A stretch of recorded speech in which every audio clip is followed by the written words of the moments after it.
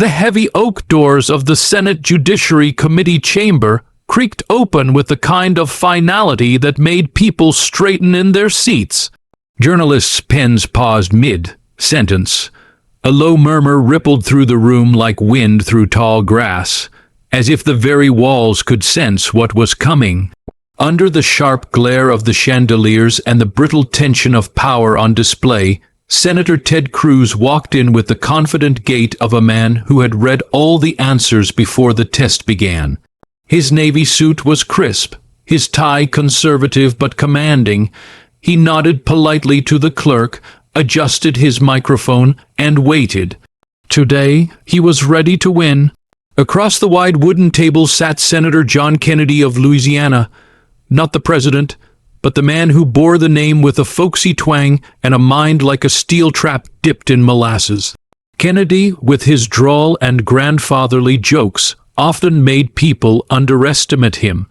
They forgot he'd graduated from Oxford, that he'd worked in law for decades, and that behind his slow-walking charm was a man who'd made a career out of letting people talk themselves into corners. But today was different. Today was televised. Ted Cruz had prepared for this moment for weeks.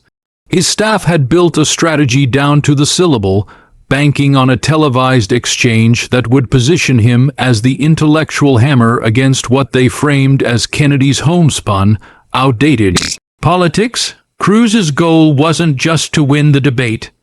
It was to cement himself as the future of principled conservatism, the kind that looked good in headlines and even better on campaign trails. Kennedy, meanwhile, just sipped his coffee. Not the kind you buy in a marble and gold Starbucks, but the kind brewed strong and black in a scratched-up thermos that had seen more Senate sessions than some of the aides in the room. The witness, a constitutional law professor from Georgetown, had barely finished her response to a question when Cruz leaned forward, eyes gleaming. "So, Senator Kennedy," he began, voice as smooth as aged bourbon, "would you care to elaborate on your claim that Section 230 needs reform without infringing on the First Amendment? Because unless I misunderstood, and I don't think I did, you're suggesting government regulation of speech platforms while preserving free speech, which seems like trying to have your bayonet and eat it too." Laughter rippled. Cruz smiled not arrogantly, but like a chess player who'd just sacrificed a bishop to corner the king. Kennedy looked up slowly, blinked once, and gently placed his thermos on the table. He leaned into his mic. "Well, Senator," he said in that gravel, road voice, "with all due respect, what you just said is like trying to put socks on a rooster." The room stilled. The witness's mouth twitched, barely hiding a grin. Kennedy continued, "I'm all for free speech. I love it more than a possum loves persimmons. But what we've got right now is a wild west where billion-dollar tech companies play sheriff, judge, and preacher. And your argument? Well, it's more tangled than a squirrel in a tackle box. 8 seconds, that's all it took." Ted Cruz blinked, once, twice, then opened his mouth. But the momentum was gone. His carefully calculated tone cracked under the sudden wave of laughter and applause from the gallery. 8 seconds, one homespun metaphor, and the energy of the room shifted like a flock of birds turning midair. But that moment was just the spark. The kindling had been piling for weeks. Behind the scenes, tensions between Cruz and Kennedy had been mounting. Cruz, a master debater since his days at Princeton, saw politics as gladiatorial combat. You came to win, to dominate, to carve your words into the walls of history. Kennedy saw it differently. For him, politics was a porch swing conversation stretched over decades.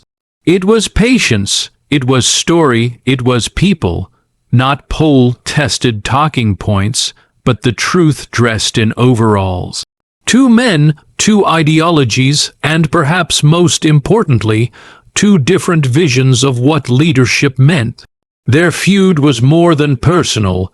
It symbolized the divide within the party, a tug-of-war between the polished intellect and the grounded everyman. The strategist versus the soul. Outside the chamber, Kennedy's chief of staff, Louise Bennett, a shrewd political operator in her early 40s, watched the exchange through a live stream with a growing sense of unease. She had warned him Cruz was laying a trap. But Kennedy had simply grinned, patted her on the shoulder, and said, "Sometimes, sugar, the best way to catch a fox is to play dumb till he trips on his own tail." Back in Cruz's office, a young aide named Marcus stared at the screen, his palms sweating. He had poured weeks into preparing Cruz's questions, researching Kennedy's past positions, finding the pressure points. But now he saw them crumbling.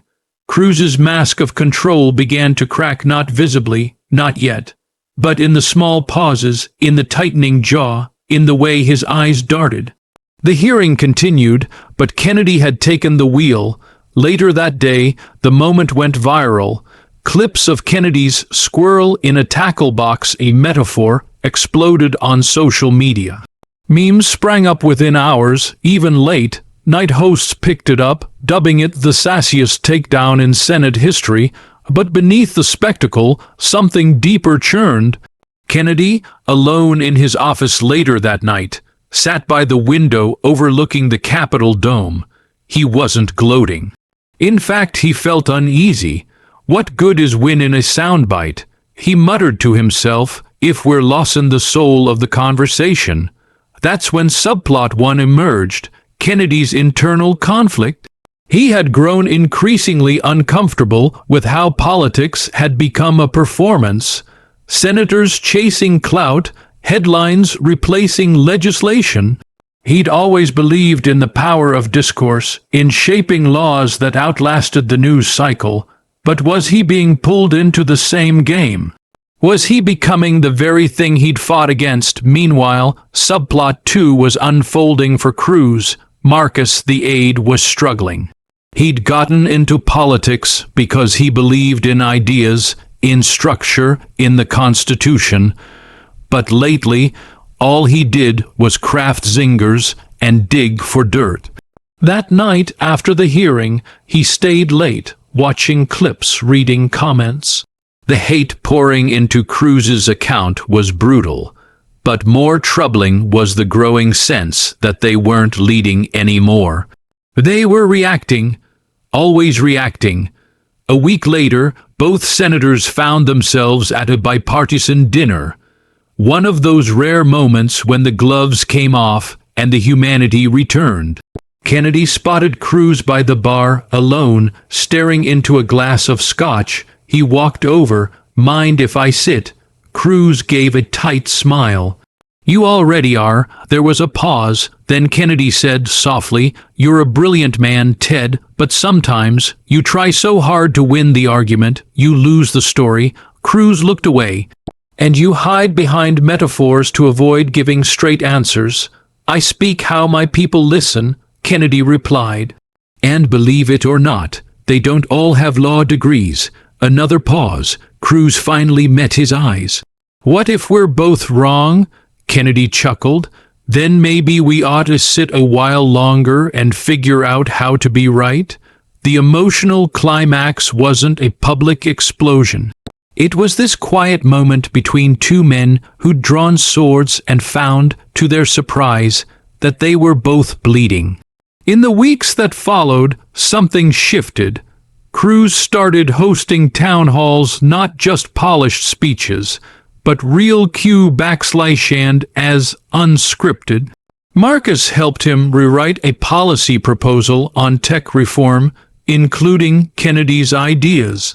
Meanwhile, Kennedy co-sponsored a bipartisan bill with Cruz, nothing flashy, just solid, thoughtful legislation that would regulate transparency for social media platforms without infringing on speech. The media didn't talk about that bill much. It wasn't meme-worthy, But for both men, it was a turning point. The story ends not with a viral clip, but with a meeting room in Baton Rouge, where Kennedy told a group of students, "Never mistake a microphone for a mirror. If all you ever do is talk to yourself, you'll never learn a damn thing." And in Houston, Cruz told a group of interns, "Sometimes the smartest man in the room is the one listening." So what's the lesson? It's not that charm beats intellect, or that wit trumps preparation. It's that politics, real politics, isn't won in 8 seconds. It's built in slow conversations, hard compromises, and the courage to admit you don't have all the answers. And maybe, just maybe, progress starts when two people miles apart in style find enough humility to meet somewhere in the middle. Not for the cameras, but for the country.